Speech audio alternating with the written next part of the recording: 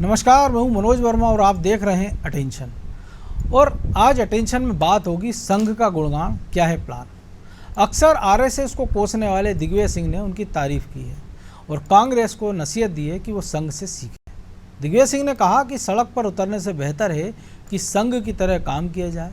हालांकि अब उनके बयान पर बीजेपी निशाना साध रही है और कह रही है कि दिग्विजय की राजनीति खत्म हो गई है, इसलिए वो अपनी पार्टी को ये नसीहत दे रहे हैं। जब उनके पास मौका था तब कुछ नहीं किया। लेकिन अब सवाल यह है कि संघ की तारीफ के पीछे दिग्विजय सिंह का प्लान क्या है और उनकी नसीहत को पार्टी कितनी गंभीरता से लेगी।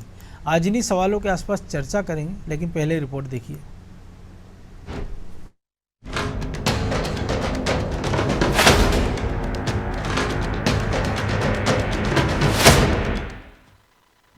संघ के मुरीद हुए दिग्गी, तारीफ के पीछे क्या रणनीति।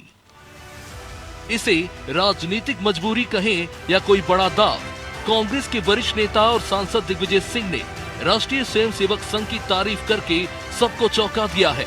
उन्होंने कहा कि हमें संघ से सीखना होगा। जरूरी नहीं कि सड़कों पर जाकर लाठियां खाएं। संघ कभी धरना प्रदर्शन नहीं करता, बल्कि अपने विचारों को जन जन तक पहुंचाने का काम करता है। ऐसे ही कांग्रेस को भी करना चाहिए।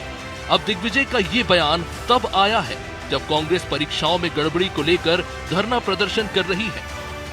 अरे आरएसएस आज सबसे बड़ा मजबूत संगठन हो गया। उसने कभी कोई आंदोलन किया क्या? उसने कभी भूख हड़ताल की क्या? उसने कभी डंडे खाए क्या? उसने कभी उसके ऊपर पुलिस का केस आंदोलन करने पर उसका केस कोई चला क्या? नहीं चला। हमें भी अब इस तरीके को सोचना पड़ेगा। दिग्विजय सिंह के मुंह से संघ की तारीफ सुनकर बीजेपी मन ही मन मुस्कुरा तो रही है, लेकिन वो कांग्रेस पर तंज कसने से भी नहीं चूक रही। बीजेपी का कहना है कि दिग्विजय और कांग्रेस कितनी भी कोशिश कर ले, लेकिन संघ की तरह काम करना उनके लिए बिल्कुल आसान नहीं होगा, क्योंकि कांग्रेस में अनुशासन नाम की कोई चीज नहीं। देखिए, दिग्विजय सिंह जी की अब राजनीति का जो करियर अगर मैं कहूँगी वो समाप्त हो चुका है। ये चैप्टर क्लोज हो चुका है। जिस तरह इस बार भी दिग्विजय सिंह जी को हार का सामना करना पड़ा है, जिस तरह इनके पार्टी के लोग दिग्विजय सिंह जी को अब नकार रहे हैं, इसलिए दिग्विजय सिंह जी इस तरीके की एक कोशिश करने की काम कर रहे हैं। लेकिन दिग्विजय सिंह जी, जनता जनार्दन ने आपको कई साल तक मौका दिया था, लेकिन उस मौके में आपने जनता के हित के लिए एक भी काम नहीं किया। भाजपा भले ही तंज कसे, लेकिन दिग्विजय सिंह के इस बयान के अलग अलग मायने तलाशे जा रहे हैं। ये समझने की कोशिश की जा रही है कि जिस संगठन को लेकर दिग्विजय सिंह कठोरतम शब्दों का इस्तेमाल करते रहे हैं, उसकी अचानक तारीफ क्यों कर दी। क्या उन्होंने संघ की तारीफ कर अपनी ही पार्टी को नसीहत दी है? खैर, जो भी हो, लेकिन दिग्विजय के इस बयान का असर पार्टी पर कितना पड़ेगा, ये बड़ा सवाल है। ब्यूरो रिपोर्ट, अनादि टीवी।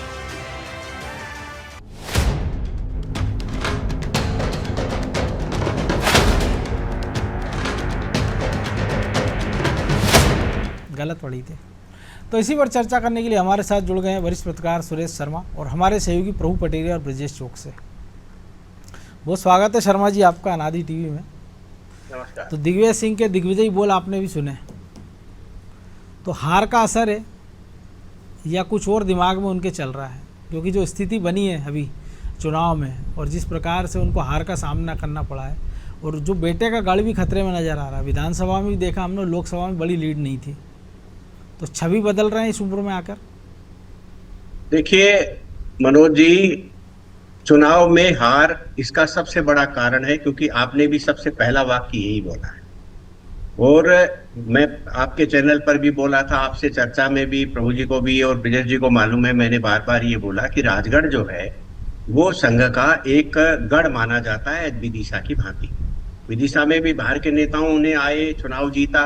राजगढ़ में भी बाहर के नेता आए, बसंत कुमार पंडित आए, जगन्नाथ राव जोशी आए, इन्होंने सबने चुनाव जीता। वहां से प्यारेलाल जी यहाँ से गए, वहां भरने बसंत राव पंडित आए थे नामांकन भरने, लोग नाराज हुए कि बाहर का कब तक चलेगा, मध्य प्रदेश का दीजिए। तो प्यारेलाल जी ने कहा ठीक है मैं भर देता हूँ। प्यारेलाल जी जीत गए। उन्होंने दिग्विजय सिंह जी को 58,000 वोटों से हराया उस समय। दिग्विजय सिंह जी एक चुनाव जीते 84 में इंदिरा जी की हत्या का बाद, और दूसरा चुनाव 1470 वोटों से जीते। तो वो जो क्षेत्र है वो संघ से प्रभावित, राष्ट्रवादी विचारों से प्रभावित, हिंदुत्व से प्रभावित क्षेत्र है।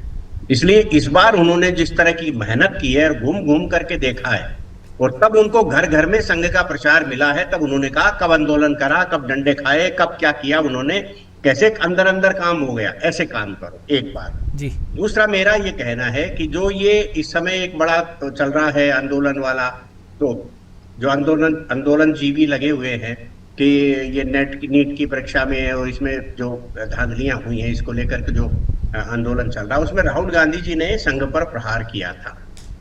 तो उसका भी एक प्रकार से दिग्विजय सिंह जी ने जवाब दे दिया और संतुलन बनाने का काम किया कि भाई मुझे तो ठीक है आपने हरा दिया, मेरे बेटे को आप जिता देना अगली बार के चुनाव में। तो इन सब बातों को केंद्रित करके ये सब बातें चल रही हैं। दूसरा क्या है कि इंटरनल जो कांग्रेस की पॉलिटिक्स है मध्य प्रदेश की, उस पॉलिटिक्स में एक ही व्यक्ति अध्यक्ष बना इतने दिन के बाद, ऐसा जो रूटीन से बाहर का है, और वो व्यक्ति जो है बुरी तरीके से पराजित हुआ, क्योंकि 29 की 29 जो है वो सीटें हार गए। क्यों? उसमें दिक्कत बड़ी बातें क्या रही कि जीतू पटवारी और जीतू पटवारी की पूरी टीम है, वो किसी की टिप्पणी पर समझने की बजाय जो उनका बड़बोला और बदतमीजी पूर्ण व्यवहार है उसके सहारे वो लोग चलते रहे। वो कांग्रेस के कार्यकर्ताओं के साथ भी ऐसा ही व्यवहार करते रहे, बड़बोलापन और बदतमीजी। ऐसे ही जनता के बीच में भी जाएंगे बड़बोला, और यदि पत्रकार कहीं सामने मिल गए डिबेट के अंदर बैठे बैठे, तो जैसा कांग्रेस के राष्ट्रीय प्रवक्ता करते हैं ऐसे मध्य प्रदेश के भी करते हैं, अन्य राज्यों के भी करते हैं। तो वो जो है समझने की बजाय, व्यवहार कुशलता लाने की बजाय, जनता से जुड़ने की बजाय, ये इसी उपक्रम में जो दिग्विजय सिंह जी ने एक ये सलाह दी है कि भाई जिस तरह से चुपचाप काम कर रहे हैं, ऐसे ना आप बदतमीजी वाली लाठी मारो किसी से, ना पुलिस की लाठी खाओ, जनता के बीच में जाओ, उसके सुख दुख में सहभागी बनो, उनका अपनी बात कहो, अपने विचार बताओ, जैसे कांग्रेस बढ़ेगी। यही दिग्विजय सिंह जी ने, प्रभु जी को मालूम है, जब उन्होंने पदयात्रा की थी उसके बाद कांग्रेस का ऐसी स्थिति में उफान आया था जब पटवारी की सरकार बनना थी। सबको मालूम था कि पटवारी जो है 93 में जीतेंगे, लेकिन जीत गए दिग्विजय सिंह। तो ये जो परिस्थितियां हैं उसका उन्होंने तीनों चारों बातों को, जैसा मैंने कहा, संदेश देने की कोशिश की है। राहुल गांधी को संदेश दिया है उन्होंने, संघ को भी ये संदेश बताया है कि भाई देखिए अब आप मेरे साथ दुश्मनी छोड़ो, मेरी राजनीति का हिस्सा पूरा हो गया, मैंने उत्तर प्रदेश में मुस्लिम समुदाय के और जो विदेशी शक्तियां हैं उनका उपयोग कर लिया है, अब आप मुझे माफ करो। मुझे लगता है इन सब भावनाओं के साथ ये सब इनका भाषण आया हो। प्रभु जी, अभी ज़्यादा वक्त नहीं हुआ, अभी जब राजगढ़ से चुनाव लड़ रहे थे तब भी 2 भाषण उनके चर्चाओं में थे। एक तो उन्होंने ये कहा था कि जो संघ एक भ्रम फैला रहा है कि इस देश में बहुसंख्यक अल्पसंख्यक हो जाएंगे। उन्होंने बाकायदा भीड़ में से उठाया, बोले किस मुस्लिम के 8-10 बच्चे, तो एक भी नहीं उठा। फिर उन्होंने कहा किस हिंदू की 2 पत्नियां, तो एक दिव्यांग व्यक्ति खड़ा हुआ जिससे दिग्विजय सिंह ने हाथ मिलाया, और ये बताने का प्रयास किया कि ये संघ का झूठा प्रोपेगेंडा है। लेकिन उसके बाद एक और सभा में उन्होंने कहा कि संघ से सीखना चाहिए कि उनके कार्यकर्ताओं को भले कुछ ना मिले, लेकिन वो अपनी विचारधारा से समझौता नहीं करते हैं, टिके रहते हैं, बिन पेंदी के लोटे नहीं है वो। हालांकि उनके भाई भी इसका एक उदाहरण हैं, लक्ष्मण सिंह। तो ये बाकियों के लिए भी एक और संदेश मान सकते हैं कि संघ के साथ साथ 2-4 चीज़ें उसमें समेट दी, ताकि कहने को यह ना रहे कि केवल संघ के बारे में बात कर रहे हैं वो तो विचारधारा की भी बात कर रहे हैं, बाकी चीज़ों की भी बात कर रहे हैं। देखिए मनोज जी, दिग्विजय सिंह जो कह रहे हैं कि यदि संघ से सीखना चाहिए तो सबको संघ से सीखना चाहिए। राष्ट्रीय स्वयंसेवक संघ अपने आप में एक अनूठी संस्था है, एक वो संस्था है जो बिल्कुल दिग्विजय सिंह कह रहे हैं कि संघ खुद लाठी नहीं खाता, संघ लाठी नहीं खाता, संघ के अनुषांगिक संगठन है वो प्रदर्शन करते हैं। मध्य प्रदेश में यदि हम कहें कि व्यापम घोटाले का मामला हो या और भी बहुत सारी ऐसी चीज़ें छात्रों से जुड़े हुए की बात है, तो संघ का ही अनुषांगिक संगठन अखिल भारतीय विद्यार्थी परिषद उनको उठाता रहा है। संघ के अनुषांगिक संगठन हर क्षेत्र में, मजदूरों की बात हो तो उसके लिए श्रम के अनुषांगिक संगठन सामने आते हैं, सामाजिक चेतना की बात हो तो संघ के अनुषांगिक संगठन सामने आते हैं। 44 से ज़्यादा अनुषांगिक संगठन संघ ने बना रखे हैं, जिसमें संघ के लोग ही हैं।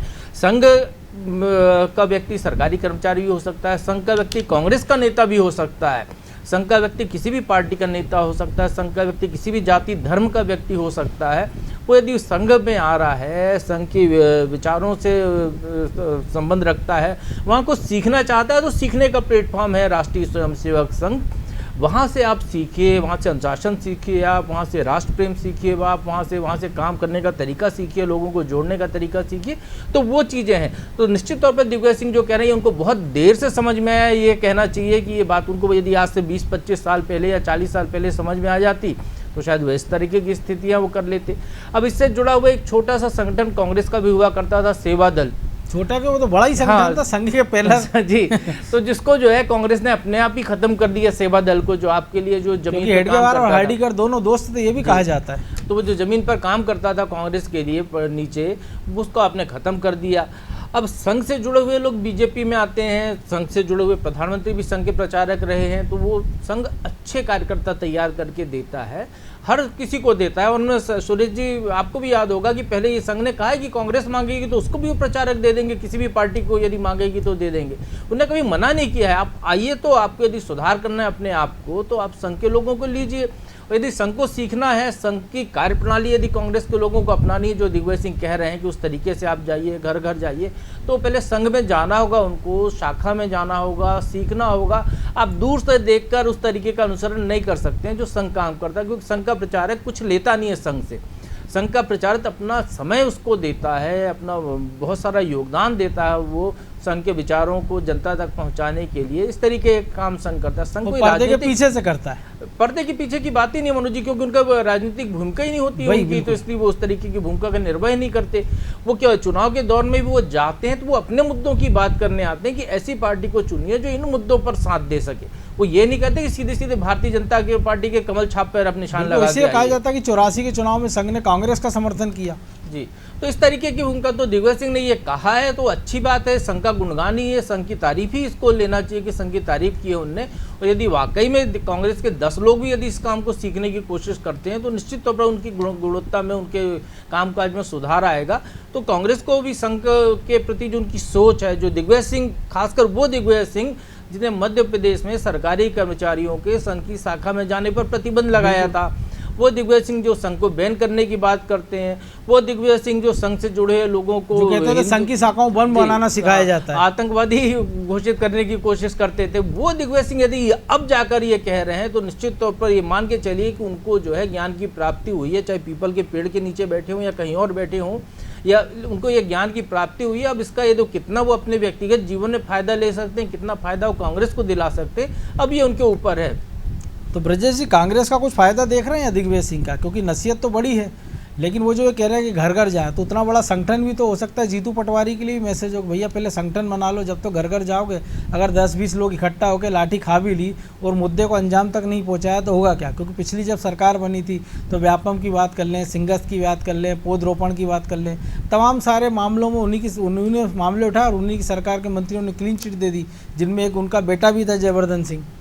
देखिए मनोज जी, संघ से तो सीखना चाहिए, और संघ से ही क्या, उस हर संगठन से सीखना चाहिए जिसमें अच्छाइयाँ हैं। अच्छाई तो आप अपने विरोधी से भी सीख सकते हैं। तो यदि दिग्विजय सिंह कह रहे हैं तो सीख लेना चाहिए। लेकिन रामायण में प्रसंग है कि रावण के पास जब भगवान राम ने लक्ष्मण को भेजा सीखने के लिए, बिल्कुल, तो आप देखिए कि जब दिग्विजय सिंह कह रहे हैं, इससे पहले कमलनाथ कह रहे थे कि भाजपा से सीखना चाहिए, उसका संगठन कितना बेहतर काम है, राहुल गांधी भी तारीफ कर चुके हैं, और बाबरिया से लेके, बाबरिया ने तो अनुसरण किया भी था थोड़ा सा, जिसका परिणाम हमने देखा है कि 2018 में कांग्रेस को किस तरह से फायदा हुआ था। तो बीजेपी से भी सीखना चाहिए, संघ से भी सीखना चाहिए। लेकिन सीखना क्यों चाहिए?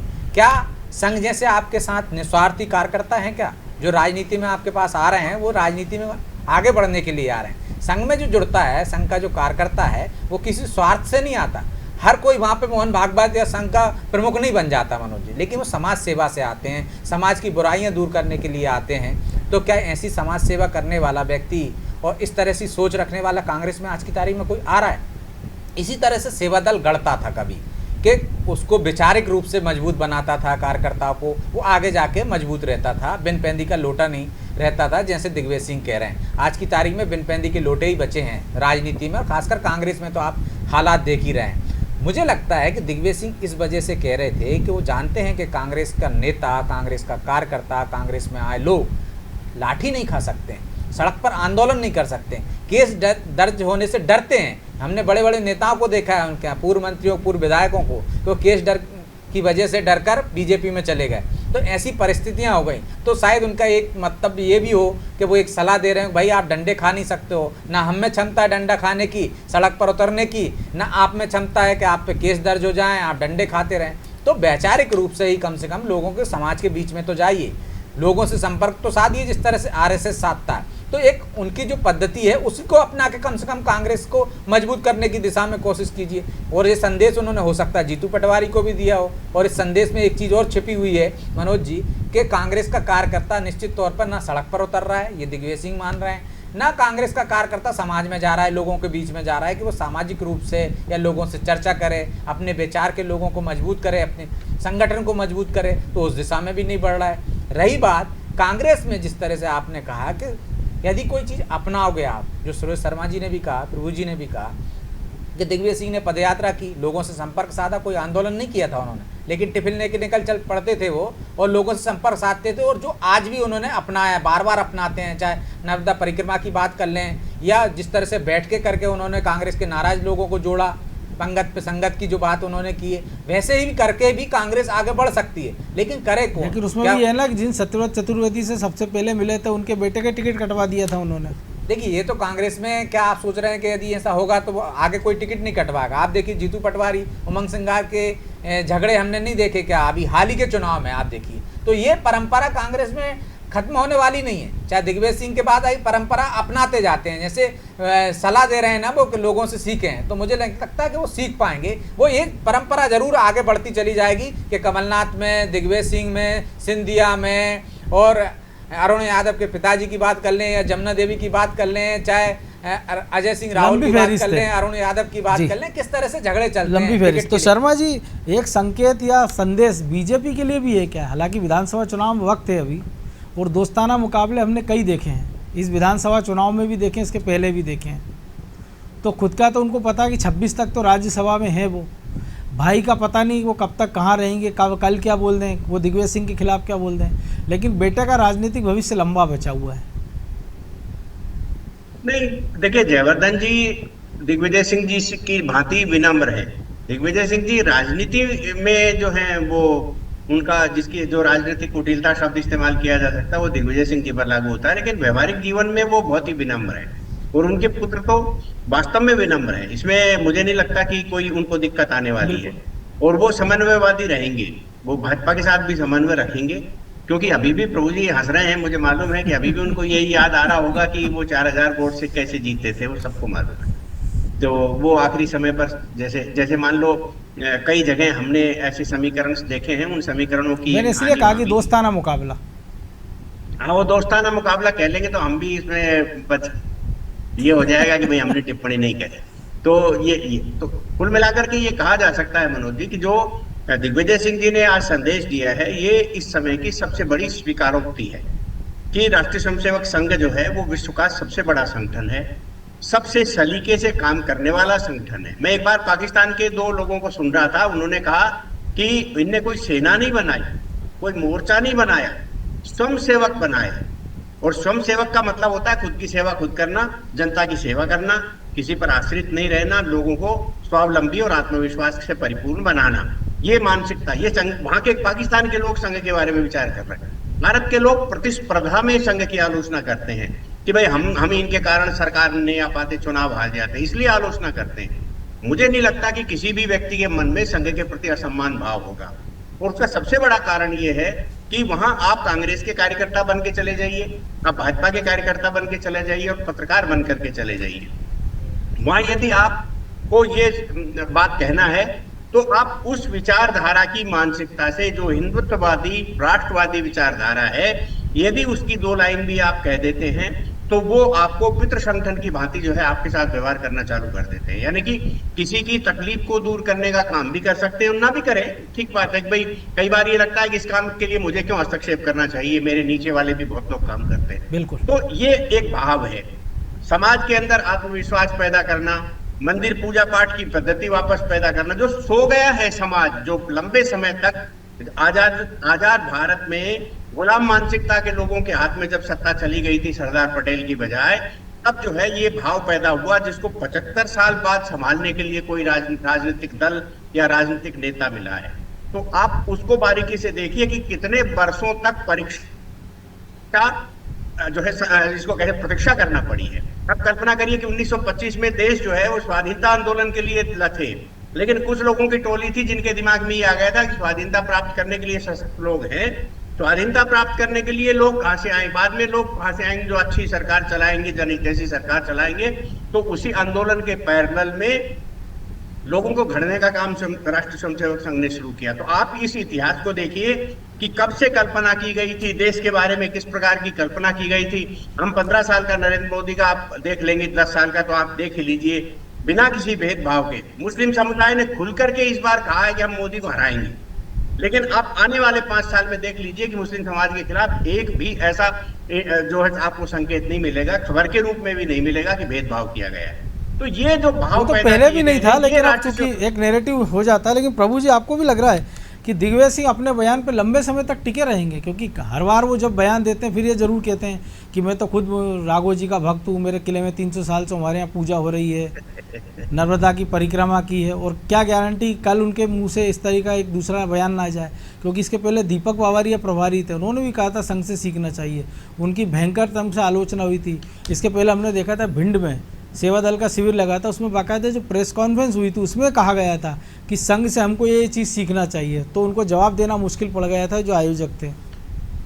देखिए मनोज जी, दिग्विजय सिंह जी तो निश्चित तौर पर इसके उलट भी बोलेंगे वो, क्योंकि वो आलोचक रहे हैं, संघ की कार्यप्रणाली के आलोचक रहे। वो कहते हैं कि एक ऐसा संगठन जो कि रजिस्टर ही नहीं है और वो इतना बड़े लोगों को जोड़कर चल रहा है, तो ये भी उनका एक जिज्ञासा का भाव है जिसका समाधान उनको अभी तक नहीं मिल पाया। तो दीमक भी कह चुके संघ को। लेकिन वो दिग्विजय सिंह जो कह रहे हैं, तो संघ की जो कार्यप्रणाली है उसका कुछ हिस्सा भी यदि कांग्रेस के कार्यकर्ता अपना लेते हैं या कांग्रेस के नेता अपना लेते हैं तो निश्चित तौर पर उनकी कार्यप्रणाली में भी सुधार आएगा। उनकी जो परिस्थितियाँ हैं, जिस तरीके से वो लगातार चुनाव में पराजित होते गए, बीच में मध्य प्रदेश में तो बुरी हालत उनकी है, तो यहाँ पर उनके कामकाज में सुधार आएगा तो उनका संपर्क भी, दायरा भी बढ़ेगा। वो यही तो कह रहे हैं कि आप जो है घर घर जाइए, लोगों से मिलिए।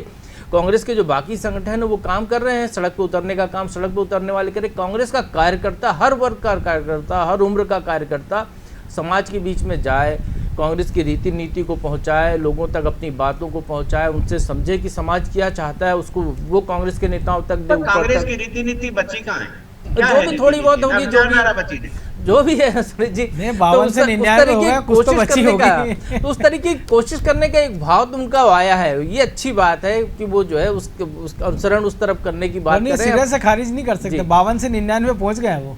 अब वो यदि वो कार्यप्रणाली को अपनाते हैं तो हो सकता है कुछ वो गुण भी उनमें आएंगे, वो संस्कार भी उनमें आएंगे जो संघ के तरीके के हैं, तो निश्चित तौर पर वो जो है देश के लिए फायदेमंद ही होगा। तो सीखने के बाद वो कहीं संघ में आ गए तो ये भी तो लफड़ा है ना उनके लिए। लेकिन लग रहा ब्रजेश जी ऐसा संभव होगा?